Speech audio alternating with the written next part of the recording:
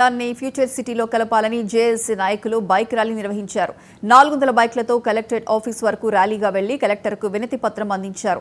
మండలంలోని 33 గ్రామాలను ఫ్యూచర్ సిటీలో కలిపితే తమ గ్రామాలు కూడా అభివృద్ధి చెంది నిరుద్యోగులకు ఉద్యోగాలు వస్తాయని జేఏసీ చైర్మన్ రఘుపతి అన్నారు. గ్రామాలకు ఫ్యూచర్ సిటీలో కలపకపోతే ఉద్యమాన్ని మరింత ఉధృతం చేస్తామని హెచ్చరించారు. ఫ్యూచర్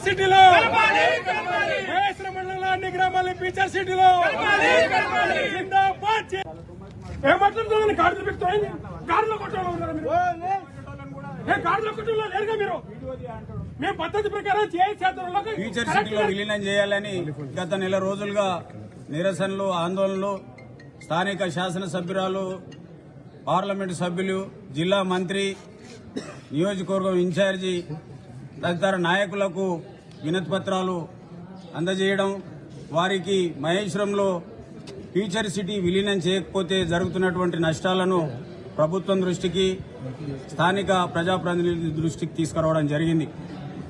గత కొన్ని సంవత్సరాలుగా మహేశ్వరం నియోజకవర్గం అభివృద్ధిలో సామాజికంగా, ఆర్థికంగా అన్ని రంగాల్లో వెనుకబాటు గురవుతుంది. మహేశ్వరంలో ఉన్నటువంటి ప్రధాన కార్యాలయాలన్నీ ఒక్కొక్కటి కూడా మరి ఇతర ప్రాంతాలకు తరలిస్తున్నారు. దాన్ని దృష్టిలో పెట్టుకుని మహేశ్వరం నియోజకవర్గంలో ఉన్నటువంటి అన్ని గ్రామాలను ఇటీవల రాష్ట్ర ప్రభుత్వం తీసుకున్నటువంటి ఫ్యూచర్ సిటీ కొత్త మహానగరం, ఈ మహానగరంలో మహేశ్వరాన్ని